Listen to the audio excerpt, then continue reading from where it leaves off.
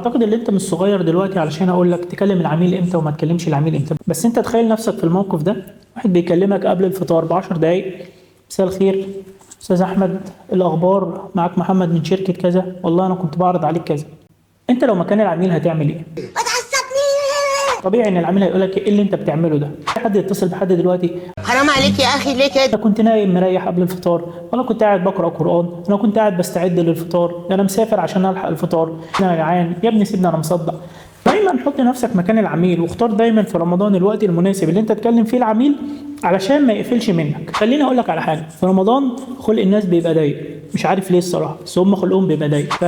ما ينفعش انت كبياع تكلم العميل وانت مش محضر له بشكل كويس، ما ينفعش تكلم العميل وانت مش عارف انت هتبيع له ايه وهتبيع له ازاي، ما ينفعش تكلم العميل في اوقات غلط، ما ينفعش تكلم العميل بزن وبرخامه، ما ينفعش تكلم العميل وانت بتضغط عليه علشان يقفل البيع. تبقى عارف ان الاحتياجات الاساسيه في رمضان بتتغير، وان اولويات الشراء كمان بتتغير، فلازم تبقى حاطط نفسك مكان العميل. فما تخسرش العميل في رمضان عشان انت عايز تبيع اسرع. ابني علاقه قويه مع العميل، كلمه في اوقات مظبوطه. الحاجه اللي انت تقدر تبعتها على الواتساب ابعتها على الواتساب. حاول على قد ما تقدر تقلل من الاتصال في التليفون، واستخدم الواتساب واستخدم السوشيال ميديا، لان معظم الناس بتبقى معتمده في اوقات كتير جدا في رمضان انها تلف على السوشيال ميديا علشان تضيع وقت الصيام. حاول على قد ما تقدر اللي انت تستغل الاوقات الصح في ان انت تبيع الحاجه الصح للعميل. اهم حاجه ما تضغطش على العميل في اي عمليه بيع.